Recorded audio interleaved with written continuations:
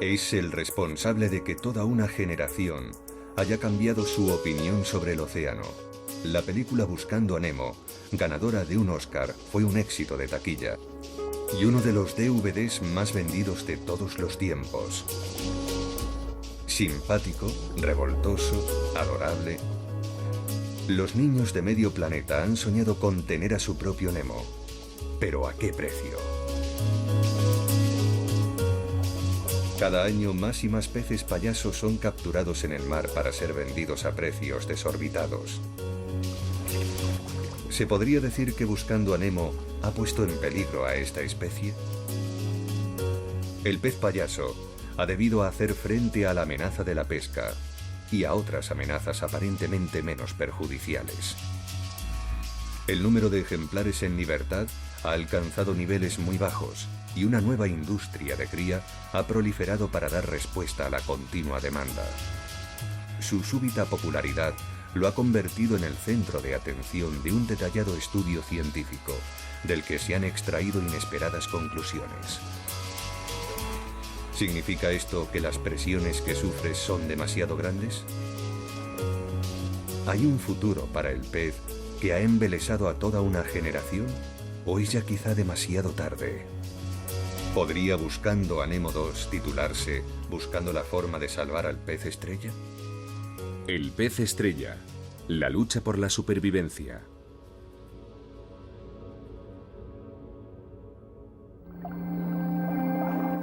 El pez payaso debe su nombre a sus colores, tan característicos del circo, y a que parece disfrutar haciendo el payaso en los arrecifes.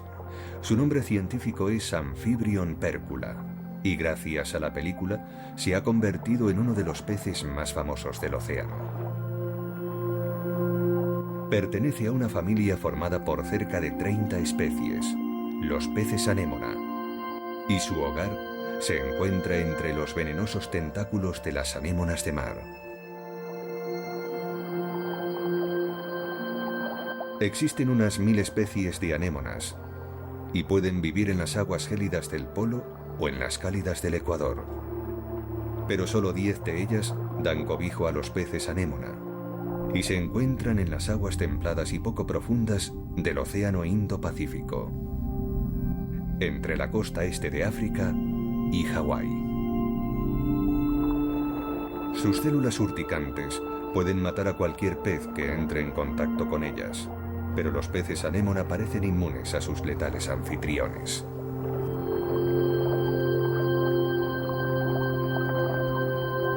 La explicación hay que buscarla en una mucosa que expulsa la anémona y que evita que se envenene a sí misma. Estos peces se cubren con ella, lo que los convierte en inmunes a las picaduras, un camuflaje químico tejido por las propias anémonas.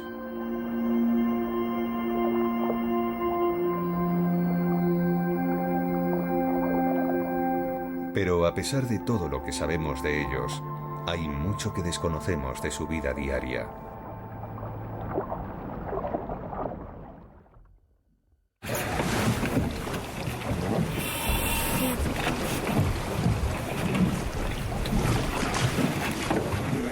Un equipo de la Universidad James Cook investiga los misterios que rodean a los peces payaso. Las aguas poco profundas de la bahía de Kimbe, en Papúa Nueva Guinea, constituyen un perfecto laboratorio. Con el paso de los años han llegado a conocer a fondo a los habitantes de estas agrupaciones de coral.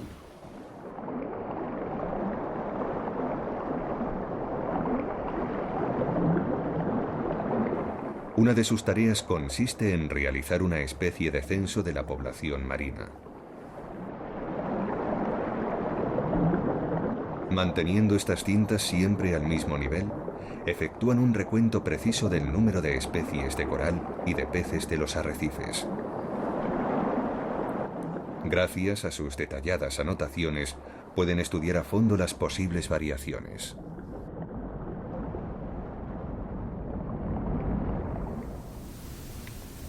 Jeff Jones analiza los resultados de otro laborioso día de trabajo. El equipo pasa aquí muchos meses cada año recogiendo datos. Y Jeff es uno de los expertos en peces payaso más renombrados del mundo. Su investigación trata de descubrir qué sucede entre el momento de la eclosión de un pez payaso y su decisión de habitar una anémona. Hasta ahora se creía que las larvas simplemente se dispersaban en el plancton y que una entre 1.000.000 encontraba por casualidad una anémona y se asentaba en ella. Pero la verdad es mucho más compleja.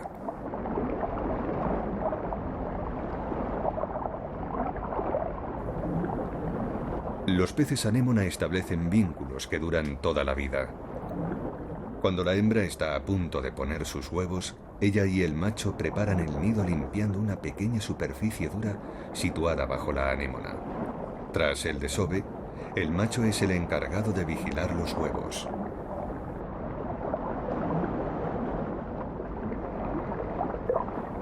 Aireando los huevos con sus aletas pectorales, consiguen rodearlos de forma permanente de agua oxigenada limpia.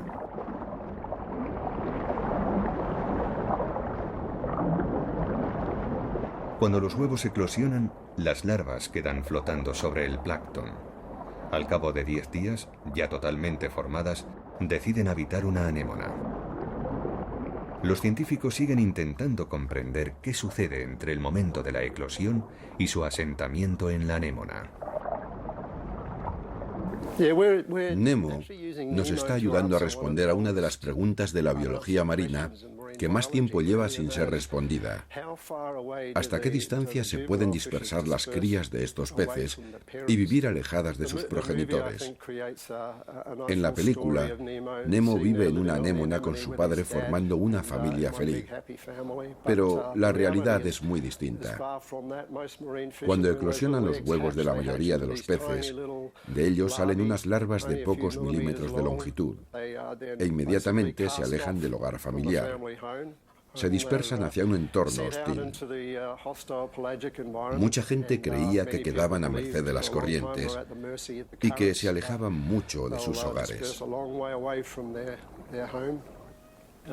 Pero nadie ha podido ratificarlo. Y las crías son tan diminutas que la sola idea de pensar en etiquetarlas para descubrir su paradero es algo tan inimaginable como encontrar el Santo Grial. En los últimos 10 años ha sido imposible hacer algo así. Sorprendentemente, una conocida herramienta forense podría ayudar a descubrir este Santo Grial.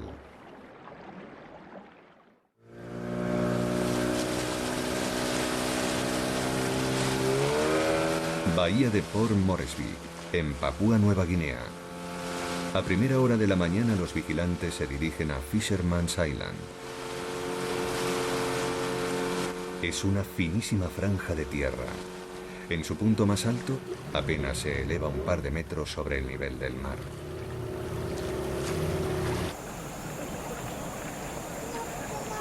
Solía ser una humilde zona de pesca, pero con el paso de los años se ha convertido en una comunidad en la que unas 500 personas viven del mar. Hasta hace poco su única fuente de ingresos era la venta de sus modestas capturas diarias, pero la popularidad adquirida por uno de los residentes del arrecife les ha traído una nueva fuente de ingresos: la cría de peces para el mercado internacional de acuarios, en el que la demanda del pez estrella parece no tener fin.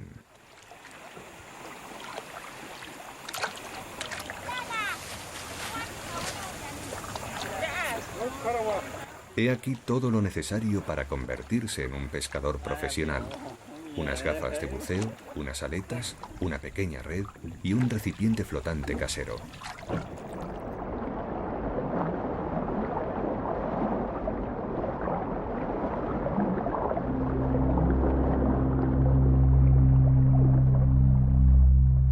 Una siniestra sombra se cierne sobre el arrecife.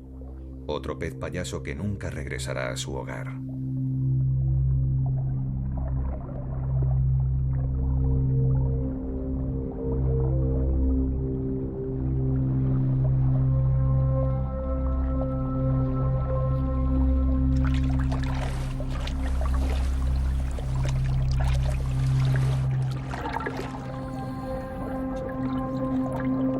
Los submarinistas deben tener cuidado para no hacerle daño, ya que perdería todo su valor.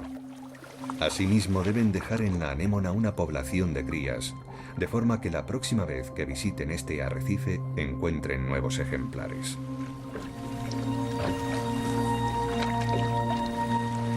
En un solo día, uno de estos recolectores puede conseguir un buen botín de peces, un gran suplemento para sus modestos ingresos con la pesca tradicional.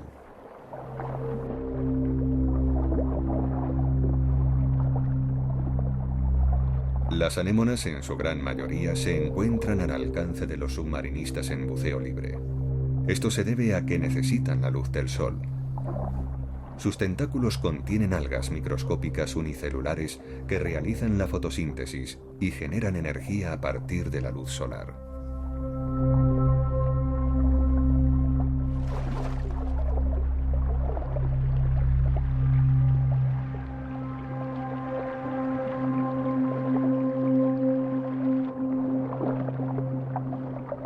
En la película, el joven Nemo se aleja de su anémona, es capturado por un submarinista y termina en una pecera en la consulta de un dentista. Su padre, ayudado por un grupo de carismáticas criaturas del océano, realiza un épico viaje para salvar a su hijo. Aquí se está reviviendo exactamente la misma situación.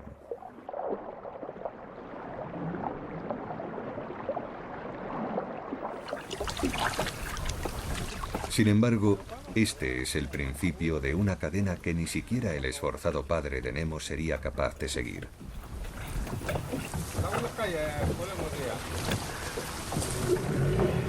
Tras un largo viaje por mar, tierra y aire, estos ejemplares acabarán en las peceras de numerosas familias de Estados Unidos.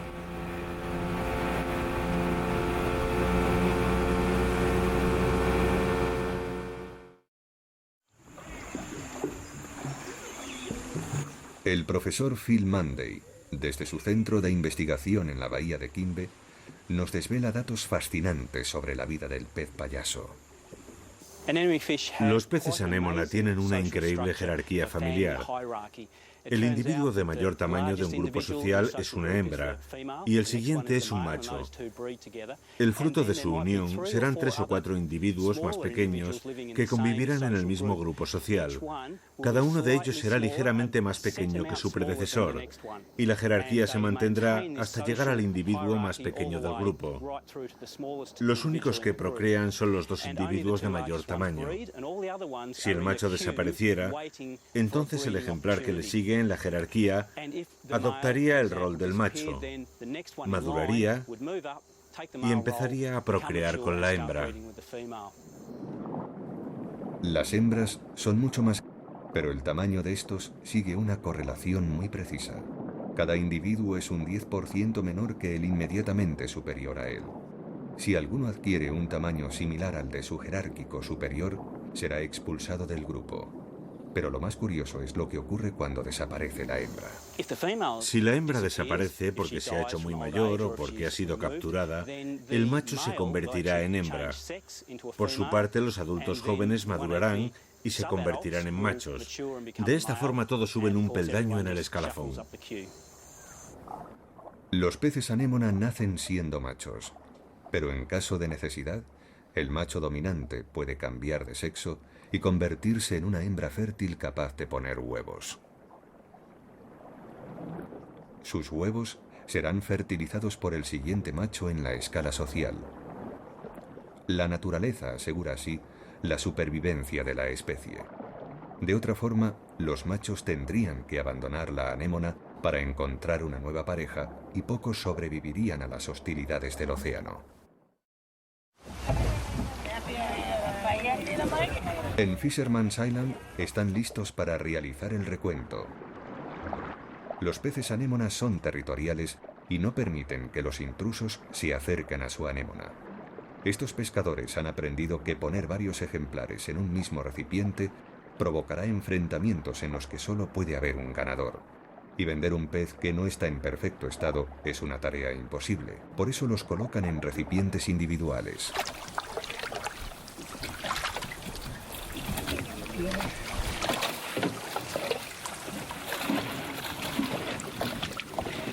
El encargado anota el número de ejemplares capturados por cada recolector. Todos son examinados cuidadosamente. Si presentan imperfecciones, heridas, enfermedades o simplemente una coloración defectuosa, serán devueltos al mar. Los pescadores conocen al dedillo los exigentes requisitos del mercado de los acuarios de la otra punta del mundo. Estos también están perfectos. Algunos no han pasado el examen. El frágil mundo submarino del sureste de Asia es un bullicio de color y de vitalidad. El ecosistema del arrecife de coral debe mantener su delicado equilibrio.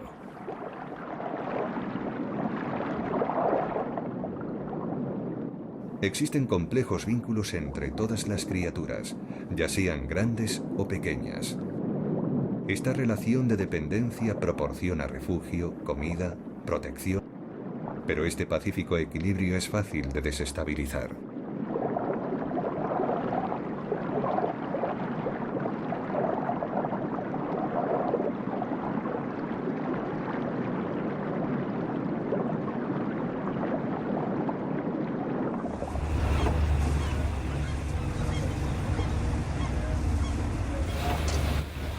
Los pescadores de peces payaso argumentan que el mercado de los acuarios tiene un impacto ecológico muy inferior al de la pesca masiva para el mercado alimentario. Es solo otra forma de sacar provecho del mar. Al fin y al cabo, son solo unos cuantos pececitos de los arrecifes.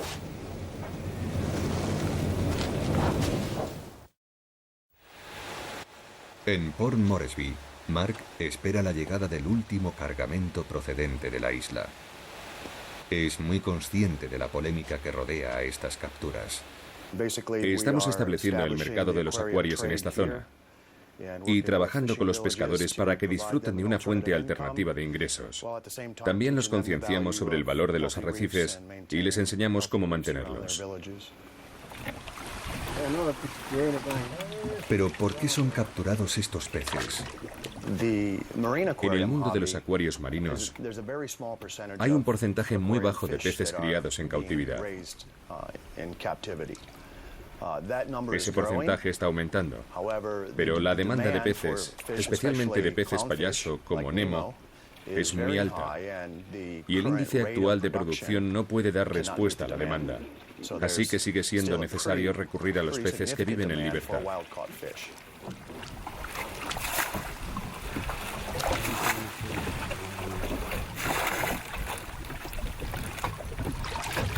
Pero no solo hay una gran demanda de peces payaso. Los cirujanos azules, cuyo representante en la película es Dory, otro entrañable personaje, también son capturados. Cirujanos azules, perfecto.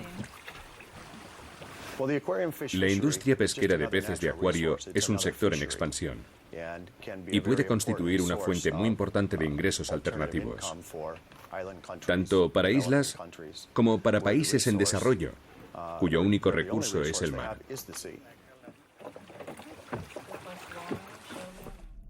Los peces payaso proceden de una zona geográfica muy limitada, por lo que son muy vulnerables a la sobreexplotación. Pero las comunidades más humildes consideran que esta nueva fuente de ingresos es como ganar la lotería. Es preferible pescar hoy y preocuparse del mañana cuando llegue.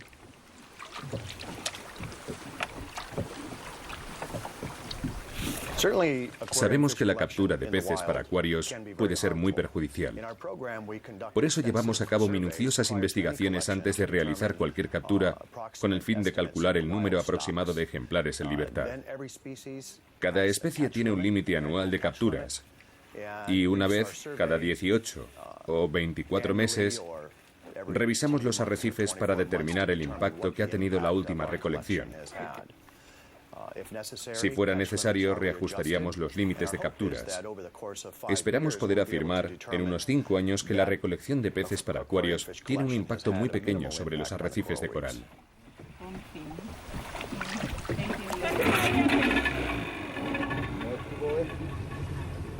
Pero los que se oponen al programa piensan que cuando se consiga determinar el impacto final, Posiblemente los daños ya sean irreversibles.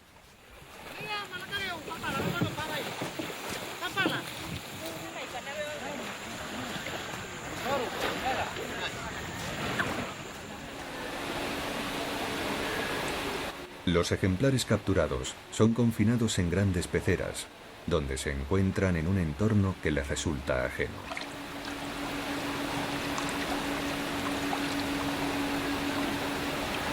Aquí son clasificados por tamaño. Pasados unos 10 días, serán enviados a los lucrativos mercados de Estados Unidos, a 6.400 kilómetros de distancia y a 14 horas de avión.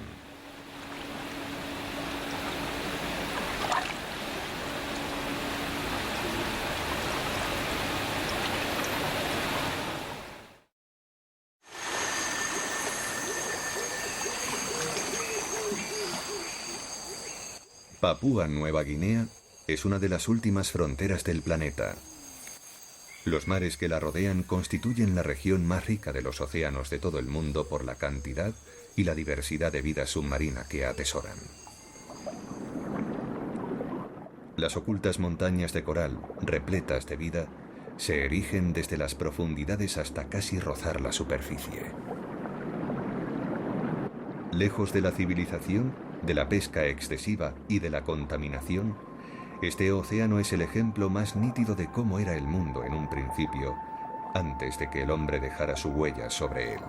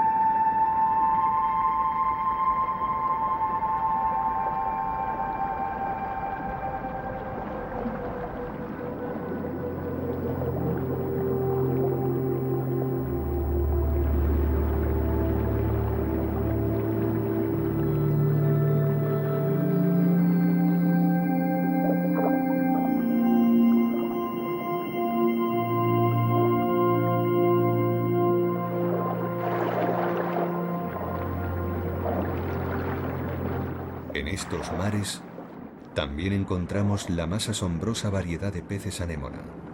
En muchas ocasiones varias especies conviven en el mismo arrecife.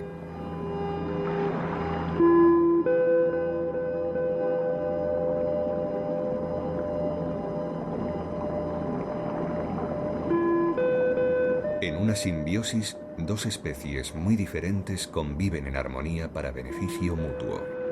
Los peces anémona obtienen muchos beneficios de su relación con las anémonas. Estas les protegen de los depredadores, ya que nadie osará seguir a estos peces hasta este paraíso envenenado. También encuentran en ellas en la que pueden desovar y alimentar a sus huevos hasta que estén listos para eclosionar. Pero, ¿qué consigue la anémona a cambio? Los peces anémona aportan a esta un alto grado de protección. Cuando el pez payaso es capturado, la anémona desaparece por completo en 24 horas, devorada por los depredadores. Sin sus compañeros, corren un peligro mortal. La explicación es que estos pequeños pero agresivos peces ahuyentan a cualquier otro pez que intente alimentarse de la anémona. Un perfecto equilibrio de supervivencia, hasta que el hombre entra en la ecuación. Los peces payaso no son las únicas criaturas que viven entre los protectores tentáculos de la anémona. La damisela negra siempre está por allí. Los cangrejos de porcelana también disfrutan de la seguridad que les brinda la anémona.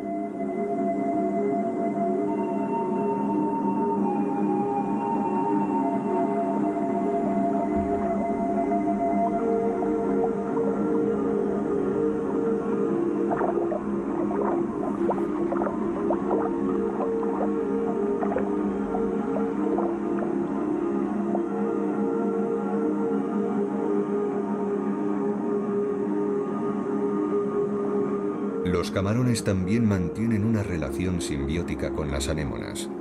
Devoran los parásitos y las partículas que se asientan en sus tentáculos, manteniéndolas limpias y a salvo de enfermedades. Un servicio de limpieza que proporciona alimento a los camarones y saluda a la anémona.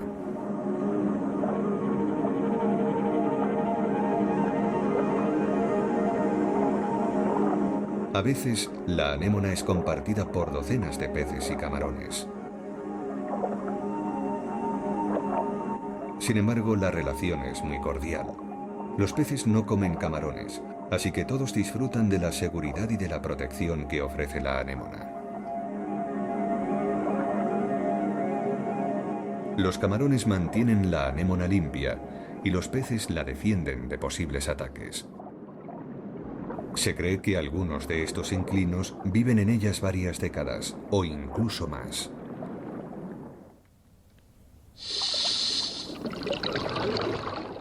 Una cuestión que intrigaba a los científicos era determinar el destino de los recién eclosionados peces anémona pocos días antes de asentarse en el arrecife.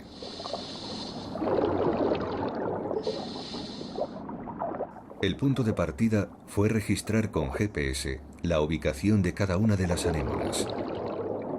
A continuación, se midió y se fotografió a los peces que habitaban en ellas. Un isótopo estable de bario fue inyectado en cada uno de los peces. Este sería transmitido de padres a hijos, lo que haría posible conocer de qué pareja procedían las nuevas crías. Lo malo era que para obtener esta información era necesario diseccionar a los alevines. Entonces decidieron recurrir a una herramienta de la ciencia forense empleada a menudo en la resolución de crímenes. Descubrimos otra forma de hacerlo.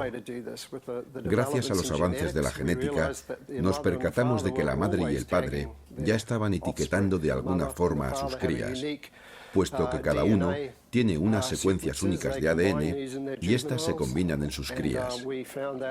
Tomando muestras de una pequeña porción de las aletas del padre y de la madre y haciendo lo mismo con todos los adultos de una determinada población, podríamos encontrar a sus crías y averiguar dónde se encontraban sus progenitores y cuánto se habían alejado de ellos. Así es como conseguimos por primera vez una indicación de la distancia exacta cubierta por un alevín.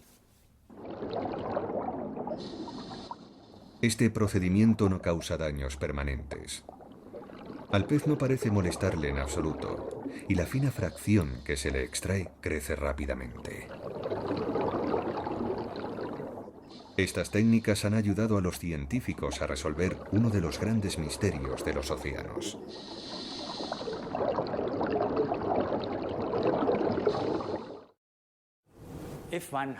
Si criamos 100 peces en piscifactorías, evitamos que otros 100 peces sean capturados en la naturaleza.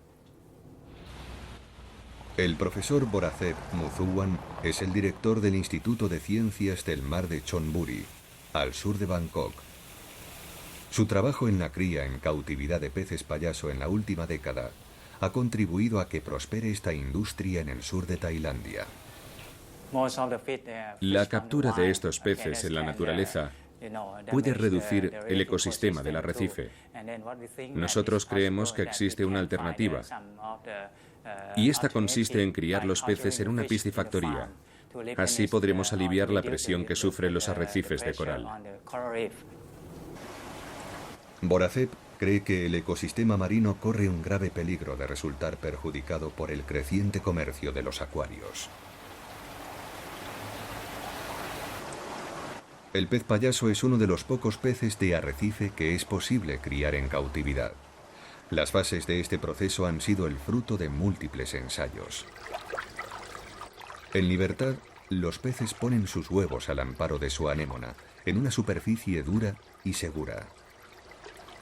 En el laboratorio, el mejor sustituto ha resultado ser una baldosa. El primer paso es aislar a una pareja de cría en cada uno de los tanques. La hembra deposita los huevos serpenteando sobre la superficie. El macho la sigue y va fertilizando los huevos.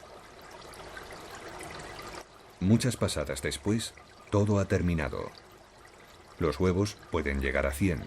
Su tiempo de eclosión oscila entre los 6 y los 8 días. Estas parejas son los cimientos sobre los que descansa el proyecto de Voracep. Llevan siendo criados en cautividad durante generaciones, lo que garantiza que el programa funciona. Hace ya varios años que no se introducen ejemplares nacidos en libertad. Muestras de todos los lotes son analizadas cuidadosamente. A través del microscopio destaca el enorme ojo del pez payaso en fase embrionaria. Cuando eclosionen, se colocará una camada en cada tanque para estudiar su desarrollo. También se trata de obtener el mejor alimento para los peces en cada una de las fases de su desarrollo. El objetivo es que la dieta de estos peces se parezca lo más posible a la que seguirían en el océano. Para los recién nacidos, una llamativa mezcla de fitoplancton. Y para los alevines, una sopa de zooplancton preparada con crustáceos. Un ciclo que ha sido repetido un sinfín de veces. De huevos a crías y de ahí a adultos desarrollados que pondrán la siguiente generación de huevos. El equipo de la Universidad James Cook ha encontrado el lugar ideal para sus investigaciones. Una isla pequeña y deshabitada, no afectada ni por la contaminación ni por la pesca, ya que se encuentra alejada de cualquier núcleo de población, una perfecta burbuja en medio del océano. La isla de Kimbe es una gota en mitad del océano, una isla diminuta cuyo perímetro es posible recorrer a nado en media hora. Está cubierta por un frondoso bosque tropical que se cierne sobre preciosos arrecifes de coral que la bordean por completo. Mi equipo de investigación lleva viniendo aquí unos 10 años para estudiar las poblaciones de pez payaso. Aquí debe haber unas 300 parejas de cría del pez payaso naranja, la especie a la que pertenecía Nemo. Si estos ejemplares subieran a la superficie y levantaran la cabeza, podrían ver este precioso bosque que se levanta sobre el arrecife. Todos los peces payaso que viven en estas aguas han sido etiquetados genéticamente. Gracias a la pequeña porción de aleta extraída, ha sido posible elaborar un perfil de ADN de cada uno de ellos. Habrá unas 300 parejas de cría y cerca de 2000 peces en esta isla. No los conocemos por su nombre, pero sí por su ADN. A lo largo de estos años, hemos conseguido la huella de ADN de todos y cada uno de los individuos que viven en esta isla, así que los conocemos bastante bien. Nuestro objetivo es comprender cómo sobreviven en un lugar tan apartado del resto del mundo. Ahora, cuando un nuevo ejemplar llega a una anémona, los científicos pueden determinar su procedencia. Los resultados son sorprendentes. Hemos descubierto que muchos de los alevines han regresado aquí, a esta isla que es su hogar. Cuando los huevos eclosionan y las larvas se desarrollan, las crías salen al océano abierto. Y después de pasar en él unos 10 o 12 días, consiguen regresar a la isla. Esto es algo que hasta la fecha nadie ha podido explicar. En lugar de perderse en medio del plancton y por azar terminar topándose con otra anémona muy lejos de su casa, estos pequeños peces se enfrentan a las corrientes y nadan hasta los arrecifes en los que nacieron. Sorprendentemente, estos peces recién nacidos tienen desarrollado un sentido de hogar. Las crías no regresan a la anémona en la que se encuentran sus padres, lo que asegura que no terminen procreando con ejemplares de su mismo acervo genético. Sin embargo, se quedan en una anémona no muy alejada de la que los vio nacer. Este descubrimiento viene acompañado de una nueva incógnita. ¿Cómo encuentran las crías el camino de vuelta a casa en medio del vasto océano abierto?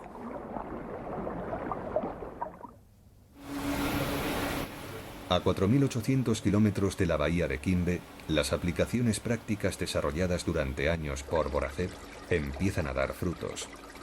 Renace así la esperanza para los peces payaso que viven en libertad. Los pueblos cercanos han construido piscifactorías siguiendo los consejos de Voracep, que comparte orgulloso sus conocimientos. Tras terminar nuestras investigaciones, hemos fundado lo que se conoce como piscifactorías de demostración. Son muy importantes porque los criadores pueden venir aquí a practicar o adquirir conocimientos. Esta zona de Tailandia ha estado siempre asociada con las piscifactorías y los langostinos tigres son su producto estrella. Sin embargo, el éxito de Buscando a Nemo y la ayuda prestada por Voracep impulsaron a varias piscifactorías a dedicarse exclusivamente a la cría de peces anémona.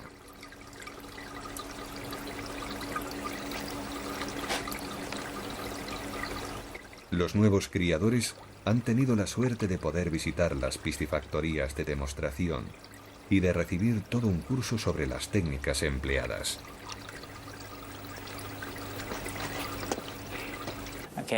Cuando se marchan, están capacitados para tomar la decisión de si quieren continuar o no con la cría de peces.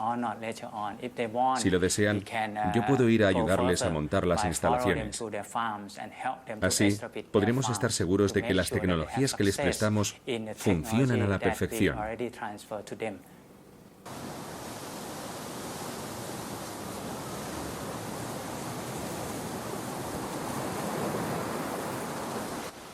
Tal vez el fruto más visible sea esta piscifactoría, que recibe el nombre de Piscifactoría Nemo. En las épocas de mayor producción, desde aquí pueden salir mensualmente al mercado hasta 10.000 ejemplares. Toda una cría a escala industrial.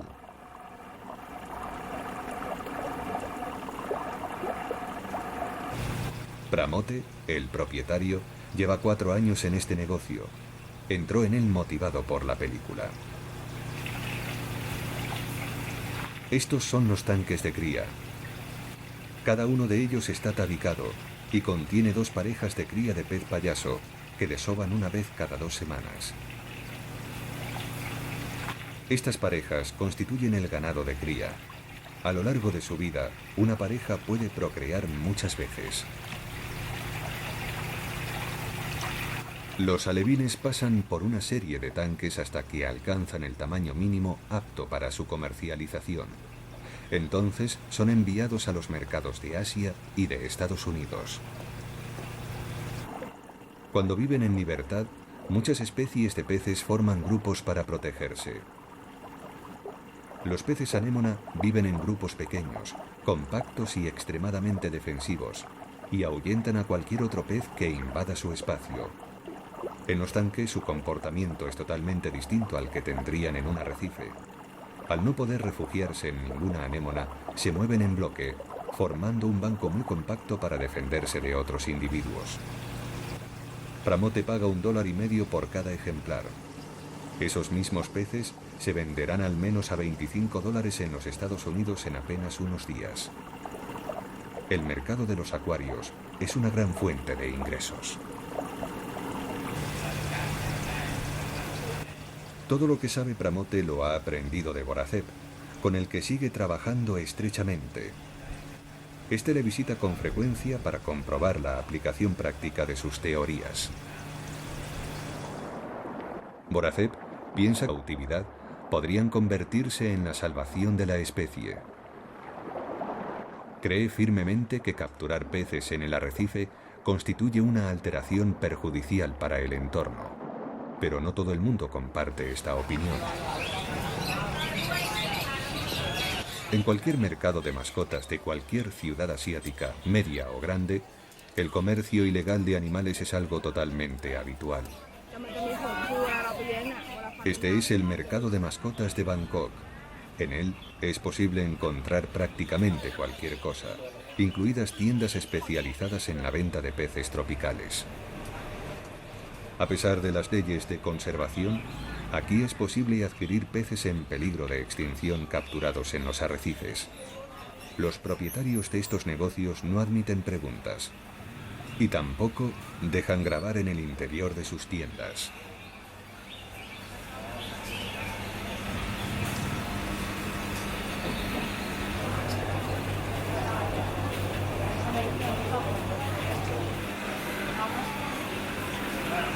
En una tienda, un padre estaba comprando peces para el acuario de sus hijos.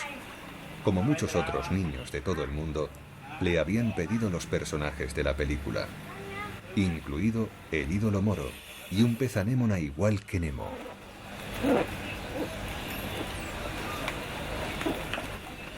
Estos peces pasarán el resto de su vida a miles de kilómetros de su verdadero hogar.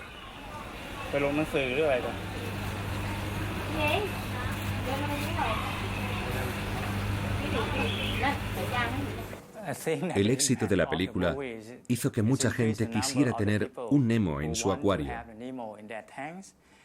Y esto elevó la presión sobre los arrecifes, ya que hubo que incrementar el número de capturas.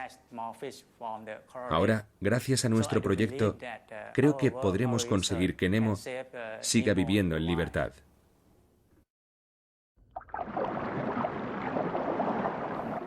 El equipo de la Universidad James Cook prosigue sus investigaciones. El descubrimiento de que gran parte de las crías nacidas en un determinado arrecife regresen al mismo arrecife es un hecho que ha asombrado a los científicos. Muchas otras preguntas esperan su respuesta. Teníamos curiosidad por entender cómo unas criaturas diminutas encuentran una isla muy pequeña en un océano tan inmenso. ¿Cómo encuentran el camino de vuelta? Phil Munday ha encontrado las respuestas observando las reacciones de estos peces a distintos estímulos sensoriales. Para encontrar el camino de vuelta, utilizan el olor que desprende el arrecife. Huelen los árboles que crecen junto a los arrecifes en los que nacieron, las anémonas en las que quieren vivir y también a los depredadores, lo que les ayuda a esquivarlos.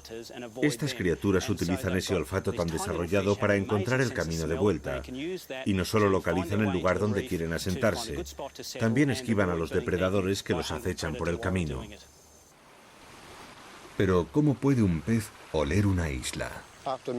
Tras muchos años de investigación, creemos que una de las soluciones al problema se encuentra en el bosque que tengo detrás. Las hojas de estos árboles caen continuamente al agua y luego se alejan de la isla dejando un rastro de olor muy característico. Los peces las huelen y así encuentran el camino de vuelta. Es un descubrimiento sorprendente. Estos peces que acaban de eclosionar poseen un sentido del olfato tan desarrollado que son capaces de distinguir entre innumerables rastros de olor del océano el olor específico de su isla o de su arrecife. Y son capaces de nadar contra la corriente hasta llegar a una anémona situada en la zona en la que viven sus progenitores. Esta investigación es crucial, ya que comprender su ciclo vital constituye el primer paso para asegurar su supervivencia. Ahora este valiente pez debe hacer frente no solo a las amenazas de la naturaleza, sino también a las del hombre.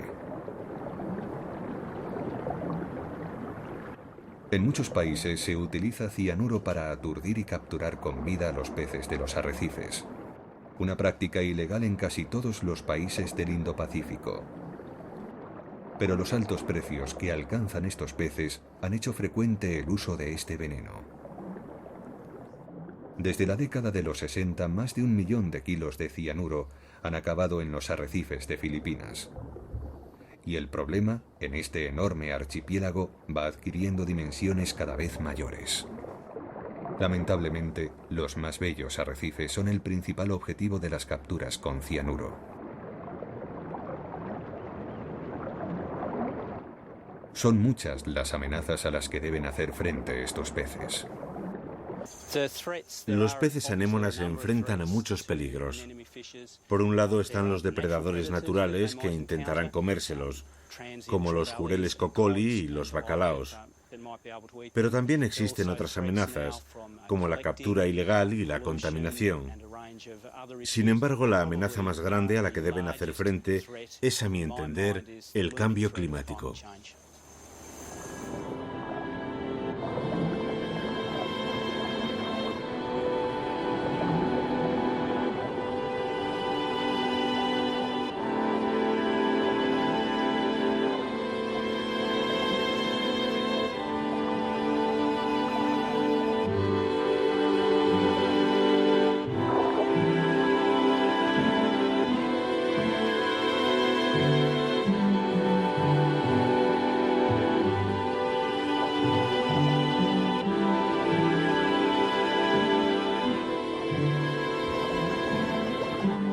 Estas imágenes parecen mostrar un mundo perfecto y, sin embargo, retratan a una anémona enferma.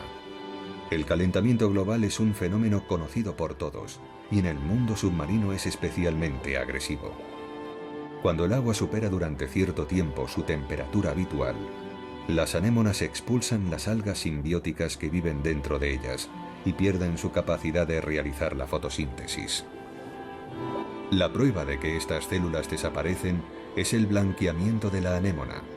Fruto de la pérdida de su pigmento, llegan a recuperarse cuando la temperatura del agua vuelve a sus niveles habituales, si bien quedan reducidas a un tamaño mucho menor.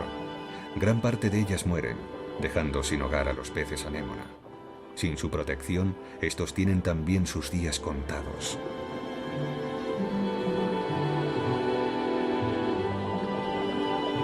¿Constituye la pesca la amenaza más grande para el pez payaso? ¿O lo es el mercado de los acuarios? Tal vez lo sea el calentamiento global y la muerte de las anémonas. Aunque tal vez exista una amenaza más letal e invisible para los peces payaso que aún viven en libertad. Los océanos se van volviendo más ácidos debido al dióxido de carbono que se disuelve en él. La reducción de los niveles de pH es cada vez mayor. Este pH reducido afecta la capacidad olfativa de los peces. Los experimentos llevados a cabo en laboratorio demuestran que conforme el pH se va reduciendo, los peces pierden su capacidad de distinguir los olores.